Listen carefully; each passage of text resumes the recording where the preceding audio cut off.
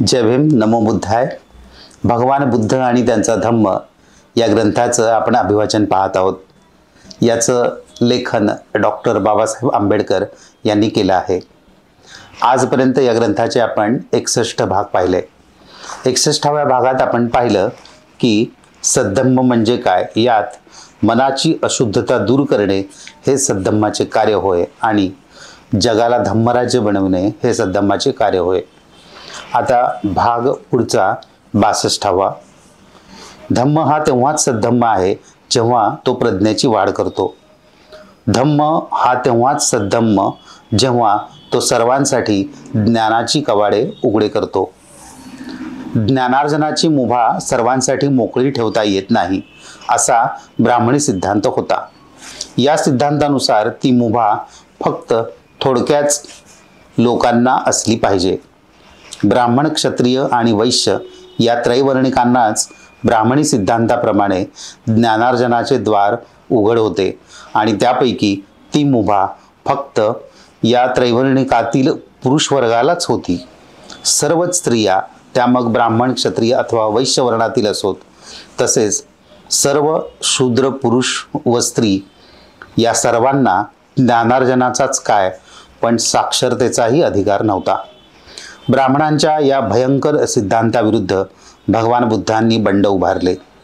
ज्ञान मिळवण्याचा मार्ग, मग तो पुरुष असो अथवा स्त्री असो, तो सर्वांना मोकळा असला पाहिजे असे भगवान बुद्ध शिकवित असत. पुष्कळ ब्राह्मणांनी त्यांच्या मताला शास्त्रार्थ विरोध केला.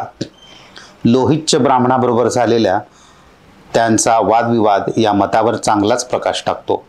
एकदा कोसल जनपदातून आपल्या महान भिक्खू संघासह चारिका करीत असताना तथागत शालवाटिका नावाच्या शालवृक्षांच्या रांगांनी वेढलेल्या अशा एका खेडेगावी गेले. त्यावेळी शालवाटिकेत लोहिच्य नावाचा एक ब्राह्मण राहत असे. ही शालवाटिका चांगली गजबजलेले कुरण, झाडी आणि धनधान्याने भरलेला असा प्रदेश होता.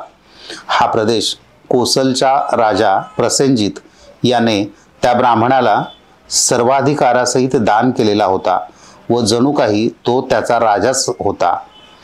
जर एखाद्या श्रमणाने किंवा ब्राह्मणाने ज्ञानार्जन केले तर त्याने ते ज्ञान स्त्री अथवा शूद्रांना देऊ नये असे त्या लोहिच्य ब्राह्मणाचे मत होते. तथागत शालवाटिकेत थांबलेले आहेत असे लोहिच्य ब्राह्मणाला कळले. हे कळल्यावर लोहिच्याने आपला न्हावी भेसिकास बोलावून सांगितले, भेसिका, इकडे ये, ऐक. ते श्रमण गौतम जेथे विहार करीत आहेत तेथे जा आणि माझे नाव सांगून त्यांचा कुशल समाचार विचार.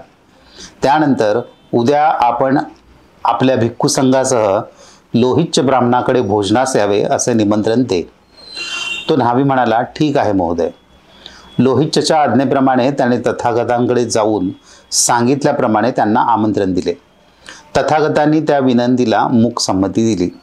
दुसऱ्या दिवशी सकाळी चिवर परिधान करून व आपले भिक्षापात्र हाती घेऊन तथागत आपल्या भिक्खू संघासह शालवाटिकेकडे निघाले. भगवान बुद्धांना आणण्यासाठी लोहिच्याने पाठवलेला भेसिक न्हावी भगवान बुद्धांमागे एक एक पाऊल टाकीत चालला होता. रस्त्यात त्याने तथागतांना लोहिच्य ब्राह्मणाचे ते मिथ्यादृष्टीचे मत, म्हणजे श्रमण अथवा ब्राह्मणाने ज्ञान अथवा विद्या स्त्री आणि शूद्रांना शिकवू नये याविषयी सांगितले. तथागतांनी म्हटले, भेसिका, असे असू शकते. तथागत त्या लोहिच्य ब्राह्मणाच्या निवासस्थानी गेले आणि अंथरलेल्या आसनावर जाऊन बसले.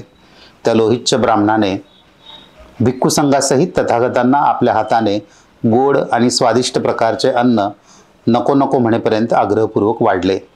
तथागतांचे भोजन संपल्यानंतर त्यांनी आपले भिक्षापात्र आणि हात धुतले. नंतर लोहिच्यने एक लहान आसन घेऊन तो तथागतांच्या बाजूला बसला. लोहिच्य अशा रीतीने बसल्यावर तथागतांनी विचारले, लोक म्हणतात की श्रमण अथवा ब्राह्मणाने ज्ञान अथवा विद्या स्त्री अथवा शूद्रांना शिकवू नये असे आपले मत आहे. ही गोष्ट खरी आहे काय? लोहिच्य म्हणाला, होय गौतमा, माझे असेच मत आहे. लोहिच्य, तुला काय वाटते? तू शालवाटिकेत राहत आहेस तू त्याचा मालक नाहीस का? होय गौतमा, मी आहे. लोहितच, मग उदाहरण म्हणून अशी कल्पना कर की जर कोणी असे बोलला, या शालवाटिकेवर लोहितच ब्राह्मणाचे राज्य आहे. त्याला एकट्यानेच या शालवाटिकेचे उत्पन्न आणि त्यात उत्पन्न होणारा संपूर्ण माल याचा एकट्यानेच उपभोग घेतला पाहिजे. दुसऱ्या कोणालाही काहीही देऊ नये. असे बोलणाऱ्याला, तुझ्यावर अवलंबून असणाऱ्यांना तो संकटात टाकणारा आहे असे तू मानशील की नाही? अर्थात गौतमा, मी त्याला संकट निर्माताच समजेन. अशा संकट निर्मात्याला तू त्यांचा हितकर्ता मानशील काय? लोहितचने उत्तर दिले, अर्थात नाही गौतमा, मी त्याला त्याचा हितकर्ता मानणार नाही. अशा रीतीने त्यांच्या हिताची पर्वा न करणारा माणूस त्याचा मित्र होईल की शत्रू होईल? गौतमा, शत्रू होईल. लोहितच, पण ज्यामुळे कोणी जर दुसऱ्याला शत्रू बनवितो तो सिद्धांत तू चांगला मानशील की वाईट मानशील? गौतमा, मी तो सिद्धांत चुकीचा आहे असेच मानीन. मग लोहितच, मला सांग, तुला काय वाटते? राजा प्रसेनजित काशी आणि कोसल प्रांतचा अधिपती नाही काय? लोहितच म्हणाला, होय गौतमा, आहे. मग लोहितच, एक उदाहरण म्हणून कल्पना कर. कोणी जर असे बोलला की कोसलचा प्रसेनजित राजा, ज्याच्या छत्राखाली काशी आणि कोशल प्रांत आहेत, त्याने एकट्यानेच त्या काशी व कोशलचे उत्पन्न आणि तेथे उत्पन्न होणाऱ्या वस्तूंचा उपभोग आणि आनंद घेतला पाहिजे. दुसऱ्या कोणाला काही देऊ नये. तर असे बोलणाऱ्या मनुष्याला तू आणि जे इतर लोक राजा प्रसेनजिताचे आश्रित आहेत यांना संकटात टाकणारा मनुष्य म्हणून तू मानशील की नाही? होय गौतमा, मी त्याला संकटकर्ताच समजेन. अशा संकटकर्त्याला तू हितकर्ता मानशील काय? नाही गौतमा, तो त्यांचा हितकर्ता नव्हे. आणि जर तो त्यांचा हितकर्ता नसेल तर तो त्यांचा मित्र होईल की शत्रू होईल? गौतमा, शत्रू होईल. जो सिद्धांत कोणास कोणाचा शत्रू बनवितो तो सिद्धांत तुझ्या मते योग्य की चुकीचा? गौतमा, तो सिद्धांत चुकीचा आहे. मग लोहितच्या, तू हे मान्य करतोस की जर तुला कोणी सांगू लागले की शालवाटिकेचा स्वामी असल्यामुळे तिच्या उत्पन्नाचा आणि मालाचा तू एकट्यानेच उपभोग घ्यावा, दुसऱ्या कोणालाही त्यातील काही देऊ नये. त्याप्रमाणे कोणी असे बोलू लागला की प्रसेनजित राजा काशी कोसलचा राजा असल्यामुळे त्याचे सर्व उत्पन्न त्याने एकट्यानेच भोगावे, दुसऱ्या कोणाला त्याने काहीही देऊ नये, तर तो तुझवर अवलंबून असणाऱ्या लोकांना आणि त्याप्रमाणेच तुला आणि तुझ्यासारख्या राजाच्या आश्रितांना संकटात टाकणारा ठरेल.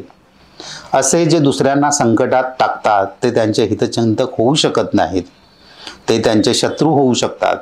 आणि जो सिद्धांत कोणाला कोणाचा शत्रू बनवितो तो सिद्धांत हा चुकीचा सिद्धांत आहे.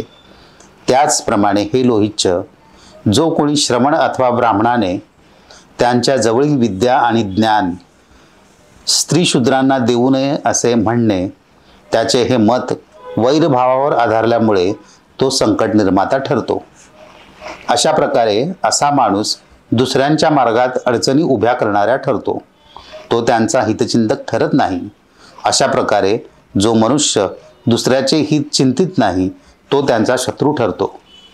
आणि अशा प्रकारे तो माणूस त्यांचा हितचिंतक नसल्यामुळे त्यांचा शत्रूच ठरतो.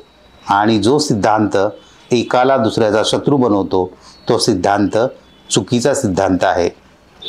हे लोहितच्या ब्राह्मणाला पूर्णपणे पटले. जय भीम, नमो बुद्धाय.